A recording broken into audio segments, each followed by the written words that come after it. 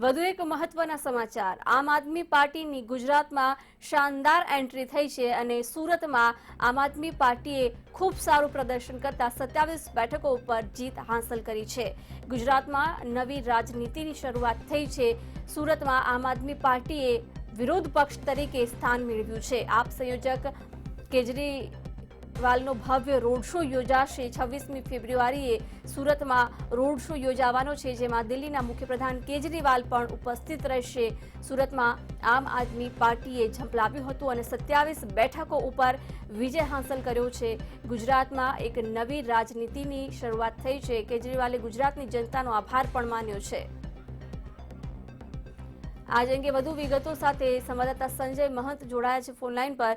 સંજય, આપની ધમાકેદાર એન્ટ્રી સુરતમાં અને એને જ અભિવાદનને લઈને કેજરીવાલ સુરત પધારવાના છે, રોડ શો પણ યોજવાના છે, શું અપડેટ?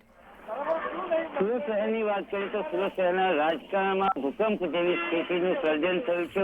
1995માં કોંગ્રેસે 0 બેઠક મેળવી હતી અને ત્યારબાદ હવે 2021ના સુરત મહાનગરપાલિકાની ચૂંટણીમાં કોંગ્રેસને એક પણ બેઠક નથી મળી। તો બીજી તરફ આમ આદમી પાર્ટીએ ધમાકેદાર એન્ટ્રી કરી છે અને પહેલા જ ઇલેક્શનમાં આમ આદમી પાર્ટીએ 27 જેટલી બેઠકો કબજે કરી છે। તમામ બેઠકો પાટીદાર બહુમત ધરાવતા વિસ્તારોમાં મેળવી છે। એટલે કહી શકાય કે પાટીદારો કે જેઓ ભાજપથી વિમુખ થઈ રહ્યા છે તેમણે કોંગ્રેસને પણ જાકર આપ્યો છે અને આમ આદમી પાર્ટીને અપનાવી છે। ત્યારે આમ આદમી પાર્ટીના અરવિંદ કેજરીવાલ 26 ફેબ્રુઆરીના રોજ સવારે સુરત આવશે અને સુરતમાં તેઓ વરાછા કતારગામ વિસ્તારમાં તેમનો રોડ શો કરશે અને સુરતના મતદારોનો આભાર માનશે અને અરવિંદ કેજરીવાલ દ્વારા સુરતથી હવે જે શરૂઆત થઈ છે આમ આદમી પાર્ટીની ગુજરાતના રાજકારણમાં તેને ક્રમશઃ આગળ વધારવાની તૈયારીઓ પૂરજોશમાં ચાલી રહી છે। સાથે સાથે જિલ્લા પંચાયત અને તાલુકા પંચાયતની ચૂંટણીમાં પણ આમ આદમી પાર્ટી ખાતું ખોલાવે એ દિશામાં હવે તેઓ તૈયારી કરી રહ્યા છે। બિલકુલ સંજય, આભાર સમગ્ર માહિતી આપવા બદલ।